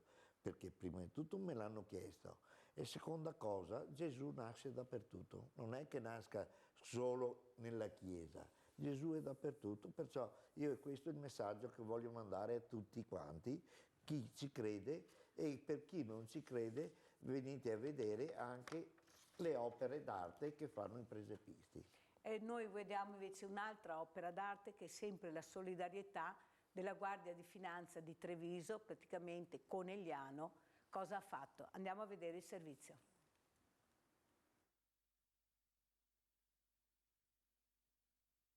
Al comando della Guardia di Finanza di Conegliano c'è il capitano, ecco, ci sono queste importanti figure di finanzieri dove verranno dati, regalati alla mia associazione e a quella di questa suora che voi vedete, questi indumenti che sono stati sequestrati dalla Guardia di Finanza, appunto, eccoli qua, queste cose nuovissime e che sono state regalate perché sennò sarebbero andate al macero. Ecco, è un gesto che io ho apprezzato tantissimo, veramente tantissimo, sia il comandante Salemma che il capitano, grazie al colonnello della Guardia di Finanza di Treviso, grazie a tutto il corpo della Guardia di Finanza che hanno pensato anche a noi, a questo banco solidale, perché per noi questi indumenti preziosi che poi vedrete li abbiamo distribuito sono molto importanti. Era doveroso di fare questo ringraziamento, doverosissimo, perché finalmente le cose sequestrate appunto vengono assegnate, non vengono distrutte, perché ce n'è veramente persone che ne hanno bisogno. Perciò un grazie e un buon Natale a tutte anche le forze dell'ordine che sono presenti in questi giorni, diciamo di festa, ma che per loro è di duro lavoro, perché veramente si spera di vivere questi giorni in serenità. Io direi di mandare subito anche il prossimo servizio, perché è una cosa molto importante e riguarda Spinea. Andiamo a vedere cosa è successo a Spinea. Buonasera, siamo a Spinea in occasione di un evento molto importante, ma ve lo spiegherà subito la signora Paola Marchetti. Cosa succede questa sera a Spinea su questo bellissimo cinema?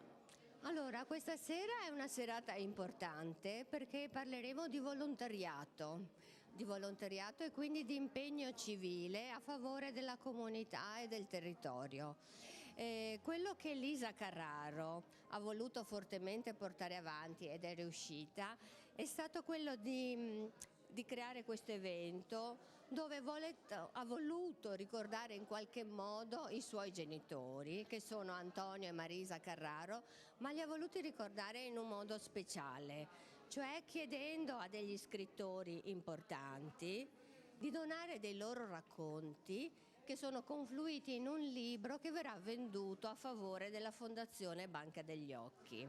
Siamo con il vice sindaco di Spinea, questa sera è una serata importante, una sera dedicata alla solidarietà, alla cultura, però anche alla storia della solidarietà di queste due figure importanti che hanno fatto sì che questo evento diventi un evento importante con dei famosi scrittori. Certamente sì, loro hanno creato questo gruppo di amici di lettura, amici di biblioteca, sono stati bravissimi, in molti anni hanno messo su tutti gli autori internazionali e nazionali, i migliori autori sono venuti a Spinea e hanno messo lustro alla nostra biblioteca, al nostro comune, alla nostra storia.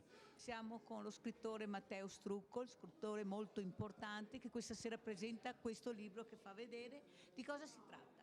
Beh, allora lo presento insieme a Silvia Gorgi, giornalista e scrittrice, e diciamo questa raccolta di racconti, sono 5 racconti dal titolo Luce e Colore, celebrano la memoria di Antonio Carraro e di Marisa Negrato, due cittadini di Spinea, anima di quella che è tuttora la biblioteca di Spinea, che purtroppo sono mancati, e diciamo questa serata vuole celebrare il grande amore che loro hanno sempre avuto per la lettura, per la pittura nel caso di Marisa, e più in generale diciamo per il mondo dell'arte, che è forse quel mondo che ci permette di andare sempre al di là di quelle che magari sono anche le convenzioni, le regole della società, e di guardare con occhi diversi come dire, il mondo e il quotidiano. In particolare è una raccolta che celebra in particolare la vista, proprio perché come dire, viene realizzato in collaborazione con la Banca degli Occhi, diciamo anche ovviamente il frutto, i proventi delle vendite andranno alla Banca degli Occhi, proprio perché sia Marisa sia Antonio hanno donato gli occhi, e diciamo per loro come dire, questa realtà era molto molto molto importante. Quindi attraverso la letteratura, attraverso l'amore per la lettura e attraverso queste due figure così importanti, queste due persone così importanti per la comunità di Spinea, speriamo di, come dire, celebrare in modo adeguato la memoria e la grandezza di queste due persone. Questa sera è un grande evento, una grande serata, grandi nomi, ma soprattutto il leitmotiv è la solidarietà. Ecco, il ricordo abbinato alla solidarietà. Cosa vuole dire? No, per me vuole dire innanzitutto celebrare Marisa e Antonio, che erano due grandi amici. Questo libro è nato in loro onore e credo anche che per un autore in realtà fare solidarietà, regalare dei propri racconti sia doveroso, sia un atto proprio morale, nel senso scriviamo per il piacere dei lettori, ma scriviamo anche per ringraziare i nostri lettori, quindi ogni tanto donare qualche nostro racconto, partecipare ad attività che hanno a che fare con la collettività, che possano restituire un qualcosa alla collettività, io lo trovo doveroso, ecco. La sua umiltà mi commuove perché lei ha vinto un premio prestigioso. Sì, ho vinto il premio Scerbanenko, io sono un giallista, un autore di poliziesche, il premio più rinomato in Italia. Siamo con Stefano Cosmo perché questa serata così importante, e ho visto anche molta partecipazione di persone, di solito si dice la gente non va, sta a casa, invece questa sera è la dimostrazione che se c'è qualcosa di importante, ma di sicuro la cultura, la gente arriva. Sì, allora questa serata è per ricordare due persone speciali, vale a dire due persone che per la città di Spinea hanno fatto molto per gli amici della biblioteca, perché Marisa e Antonio erano dei cittadini, mi verrebbe da dire quasi che bisognerebbe clonarli, replicarli, perché erano persone che si spendevano molto per la comunità, per organizzare eventi nella biblioteca, e che si sono dati da fare per cercare di portare i migliori autori del mondo del giallo e del noir nella biblioteca di Spinea, riuscendoci. Banca degli Occhi, qui abbiamo la dottoressa Coppola. Quanto importante è fare solidarietà, dottoressa? Investire nella solidarietà, perché solidarietà vuol dire cultura, vuol dire aprirsi. E Fondazione Banca degli Occhi ha al centro la solidarietà, perché per Fondazione Banca degli Occhi siamo molto consapevoli che il dono è ciò che rende possibile il nostro lavoro e ridare la vista a migliaia di persone ogni anno.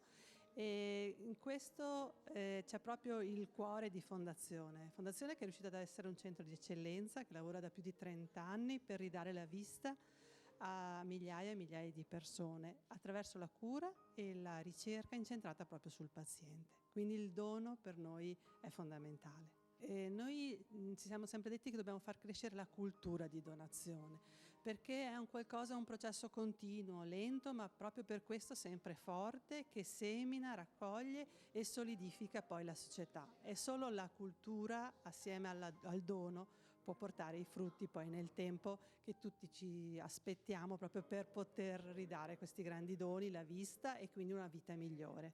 Siamo con Simone Morandini, teologo. Cosa succederà questa sera e che serata è per lei questa? Ma io sono stato invitato, io non conoscevo in realtà i genitori di Lisa e nemmeno Lisa persino, ma mia moglie lavora in biblioteca, e quando mi ha raccontato di questa bella storia che c'è dietro a questo libro, questa storia di dono, ho detto ecco, mi piacerebbe leggerla, offrire uno sguardo su di essa. In fondo è un libro che parla di luce, di sguardi e di doni, e questo proverò a raccontare, perché in fondo questo dialogo che ci sarà stasera fra così gli autori che hanno scritto nel libro, la stessa Lisa Carraro, provare, ecco, a interpretare nel segno di questo scambio di doni che si prolunga dalle vite dei genitori di Lisa al suo impegno, alla presenza di tanti che gratuitamente hanno scritto per il libro, mi pare che offra un buon sguardo sul senso di questa serata. Siamo con la Presidente degli Amici della Biblioteca di Spinea, Margherita Bergo. Io ho una curiosità. Cosa sono queste bibliocabine? Oh, questa è una bellissima domanda. Gli Amici della Biblioteca di Spinea hanno pensato di diffondere la cultura attraverso cabine telefoniche dismesse. Tutti i giorni abbiamo i volontari che vanno a recuperare libri che le famiglie, le case dismettono, potrebbero andare nei cassonetti delle immondizie, no? Abbiamo questo grande lavoro di ritiro, ripulitura del libro, posizionamento. La gente di Spinea e non solo apprezza questa diffusione della cultura e della lettura perché può accedere gratuitamente. E poi si parla di vandalismo e vi posso assicurare che nessuna cabina è stata violata, nessuno ha portato via niente, c'è il massimo rispetto per questi libri all'interno di queste cabine. Questa che vi ho fatto vedere e sentire è una storia commovente, è una storia di una figlia che ha deciso di fare questo libro e di donare il ricavato alla Banca degli Occhi dopo la morte tragica di tutti e due i genitori, e che tutto il ricavato appunto andrà alla Banca degli Occhi. Ha cercato di coinvolgere nomi importantissimi, Stefano Cosmo, Maurizio Di Giovanni, Pier Giorgio Pulischi, che ha vinto questo premio prestigioso che poi vi spiegheremo dove è andato, Sara Rattaro, premio Bancarella, un altro premio italiano prestigiosissimo, e Valerio Varesi. Questa figlia con questi due genitori meravigliosi, che è molto provata di questa perdita, ma che ha voluto continuare questo percorso che avevano iniziato i genitori con questo libro bellissimo, Luce e colore, il mattino dopo il diluvio. E la prefazione che apre Lisa è con queste parole: il guardare una cosa è ben diverso dal vederla. Non si vede una cosa finché non se ne vede la bellezza, scriveva Oscar Wilde. Io ringrazio Lisa Carraro per questo importante messaggio che come figlia ha voluto lasciare e dare a voi con questo libro, ma soprattutto per il ricordo di questi due meravigliosi genitori che lei aveva e che non ci sono più. Ringrazio tantissimo anche Margherita Bergo, questa presidente della Biblioteca di Spinea, nonché preside del liceo Lepido Rocco, che anche a noi dà il pane, dà tante cose buone per il nostro banco solidale, ma soprattutto per aver conosciuto questi scrittori importantissimi con questi libri meravigliosi. Però questo premio, Assessore, chi è che dà questo premio bellissimo, il premio Sebernenko? A Lignano ci sono due premi letterari da quest'anno, dal 2019 3, e uno è il premio Hemingway, ormai famosissimo, è giunto oltre i 30 anni, poi c'è il premio Serbanenko e da quest'anno si è aggiunto Lignano in Noir. Il premio Serbanenko è ormai oltre 10 anni che viene dato. Che è stato vinto da Pier Giorgio Pulischi. Sì, e che ricorda lo scrittore perché lui si ispirava nei suoi romanzi dall'ufficio XVI, dove c'era il bar Gabbiano di Lignano Sabbiadoro. Lui si metteva lì su un tavolino e lì aveva l'ispirazione per scrivere questi libri.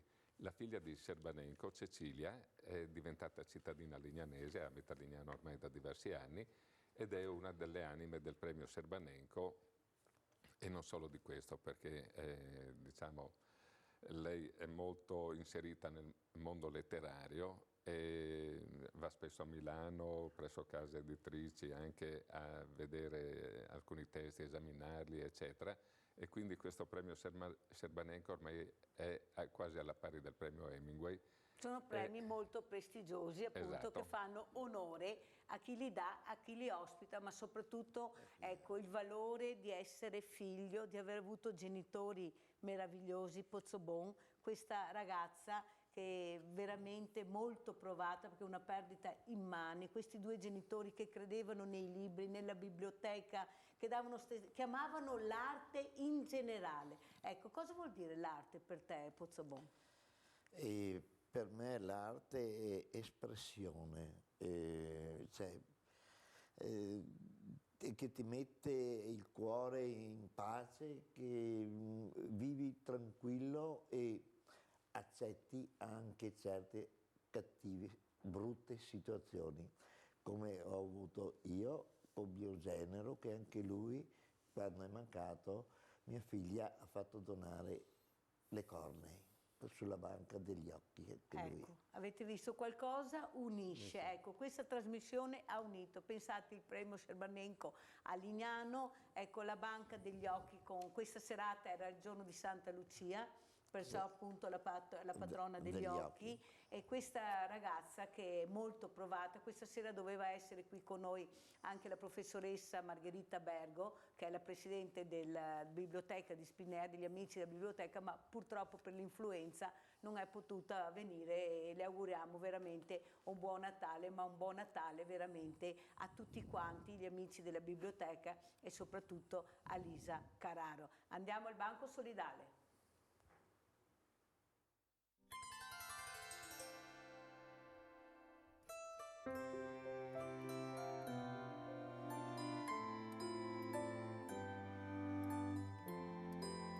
Siete stati buoni?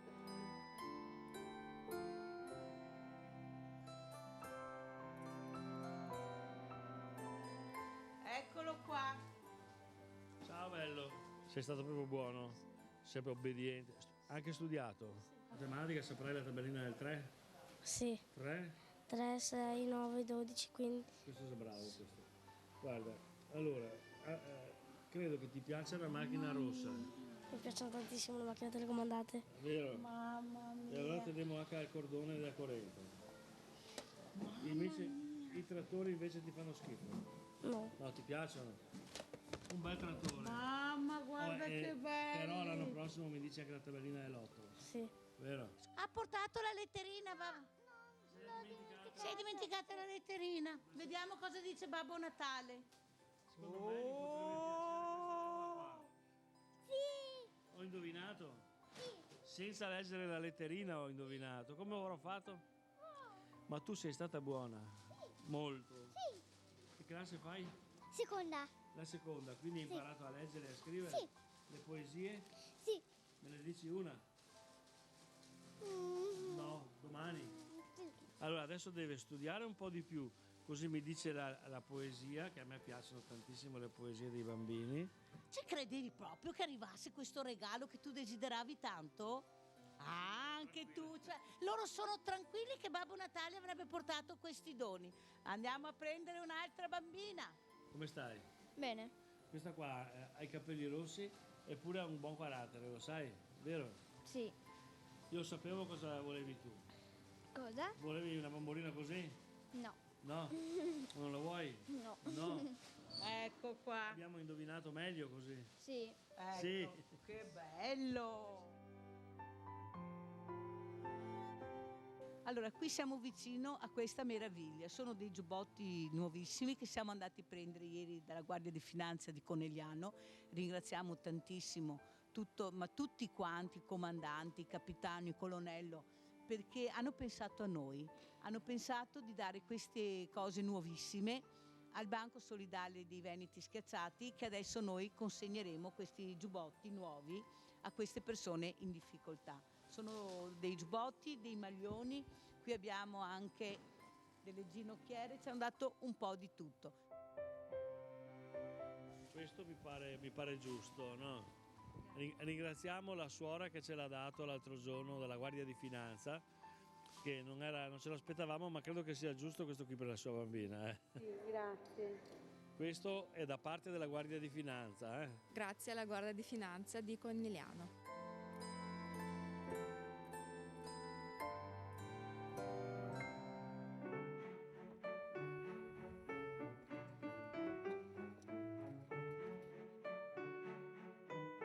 È arrivato anche l'assessore, indovinate chi è? Guardatelo.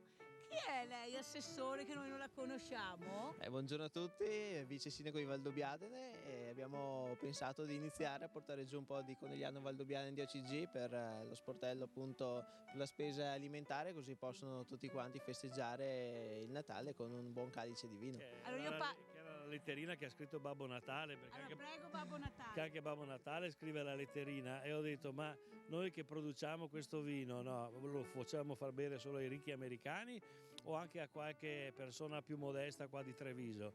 E abbiamo trovato il sistema di venirne fuori, grazie agli amici di Valdobbiadene, grazie all'assessore. Allora, intanto io dico un grazie a Tommaso Razzolini, l'assessore di Valdobbiadene, che anche quest'anno ci sta portando questo vino prezioso, perché riusciremo a fare sia il Natale che l'ultimo dell'anno, perché lui ne continuerà a portare. Oggi era in macchina, io non potevo andare col camion e perciò è venuto lui, perciò avremo anche il panettone con la bottiglia di spumante, perché è giusto, perché anche i poveri devono avere la dignità di festeggiare con la nostra tradizione, che è spumante, col nostro prosecco. Allora, grazie a nome di tutti quanti. Assessore Razzolini, cosa vuol dire per lei solidarietà? Guardi che c'è Babbo Natale vicino.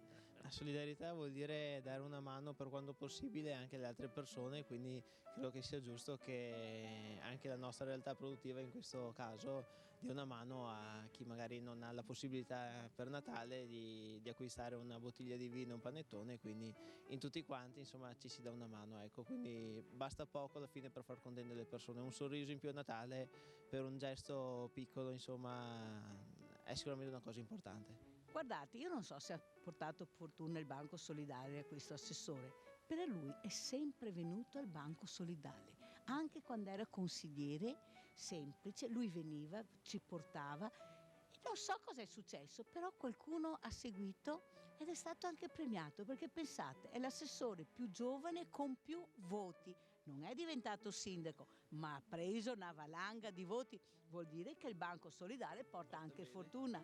Quindi Cosa questo dice? è un invito a tutti gli altri amministratori di far come noi, dare una mano al Banco Solidale, giusto? Babbo Natale, ho detto qualcosa che non va, come al solito. No, i buoni vanno sempre premiati e noi sappiamo che a Valdobbiadene quasi tutti sono buoni e anche gli amministratori non se la cavano male, e se volete scalzarlo e andare a fare l'assessore al suo posto, portate di più.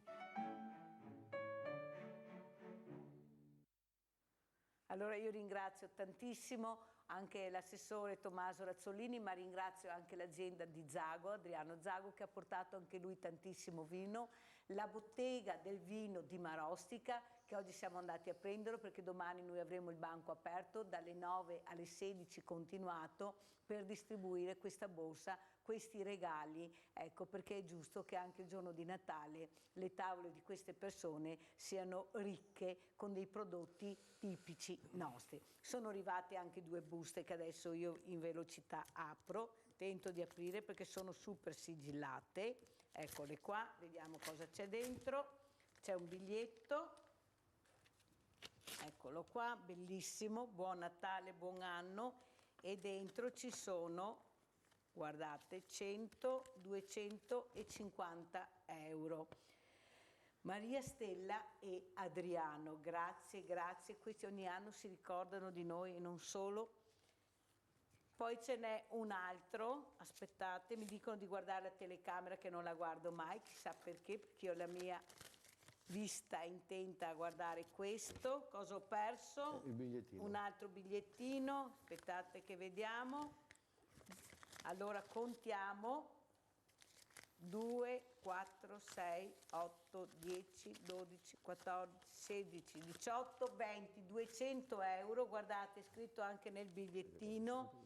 Aldo ha portato questi, grazie Aldo, grazie a tutte quelle persone che veramente non riesco neanche a fare l'elenco, ma che in queste settimane hanno portato di tutto e di più, dei bonifici arrivati, però avete visto cosa dobbiamo fare, chi dobbiamo aiutare, specialmente questi bambini, queste persone colpite da queste malattie rare, perché noi abbiamo iniziato col piccolo Gio e continueremo ad aiutare queste associazioni, queste fondazioni che da sole fanno fatica a rimanere in piedi, perché purtroppo in Italia, se non fai parte dei cerchi magici, dei nomi molto importanti, forse qualcosa arriva, ma non quello che dovrebbe arrivare. E allora noi dobbiamo aiutare, perché sono i nostri bambini, sono le nostre persone e abbiamo queste fondazioni nel nostro territorio ed è giusto aiutare questo territorio, come abbiamo sempre detto. Io non so cosa dire di più, ma penso che questa sera abbiamo detto tanto. Ringrazio tantissimo i nostri ospiti, ringrazio l'assessore Brini, ringrazio il Presidente, ringrazio Pozzobon, ringrazio Celso e ringrazio soprattutto Mario Bianchetta con questo suono meraviglioso che è il suono della fisarmonica. Con quale canzone ci lascia, anzi con quale musica, ma soprattutto io volevo, sei microfonato Bianchetta? Sì. Ecco, volevo che tu dicessi una parola quando vai in queste residenze per anziani, cosa trovi, cosa vedi negli occhi degli anziani quando suoni questa musica meravigliosa con la fisarmonica? Ma è una cosa solo, la felicità. Ecco, Ti fai passare un'oretta bellissima, si caricano di energia e ritornano indietro con i loro tempi, con le loro musiche. È una cosa molto positiva, insomma, ecco, bella. Allora sentiamo gli auguri dei nostri ospiti. Allora, Assessore Brini, con quali auguri di Natale ci vuole lasciare? Beh, tanta felicità è scontato, ma io ho imparato una cosa da questa trasmissione, ormai conoscendoti da un po' di tempo, dove donare è molto più bello che ricevere e quindi io spero che tutti quelli che hanno la possibilità possano donare per trovarsi una felicità nuova, una felicità positiva e quindi un buon 2020 a tutti e un buon Presidente Natale. Montrone, lei con quali auguri ci lascia questa sera di Natale? Io credo che i migliori auguri che si possono fare siano aver incontrato persone come Giuseppe e Anna prima. Ce ne sono tantissime per fortuna e quindi le loro testimonianze sono i migliori auguri di Natale per tutti noi. Alfonso Pozzobon, e lei con quali auguri ci vuole lasciare di buon anno o di buon Natale meglio? Auguro a tutti, sì, buon Natale e buon anno a tutte le associazioni, che ce ne sono tantissime, perché basta pensare ai signori di Lignano, quante ne hanno, basta pensare al nostro piccolo paese di 1200 abitanti, che ce ne sono anche da noi diversi. Solo il nostro gruppo è composto di più di 40 persone, senza contare più di 200 quelli che fanno parte di altre associazioni. Perciò auguro a tutti i nostri e a tutti i telespettatori di Rete Veneta pace, serenità, tranquillità e buon Natale. Celso Bortolotto, gli auguri suoi quali sono di buon Natale? Ma io auguro buon Natale e buon anno a tutti coloro che sono, come diceva Alfonso prima, nelle attività culturali e benefiche che possono trovare, specialmente nei giovani, in quel ricambio che accennava prima Alfonso, in maniera che le cose possano continuare e che queste associazioni siano solo a scopo non di lucro. Bene, allora con queste parole noi vi salutiamo, diamo la parola, anzi la musica con questa fisarmonica meravigliosa a Mario Bianchetta. Prego Bianchetta. Concludo con Vista di Natale. Tu scendi dalle stelle e auguri a tutti.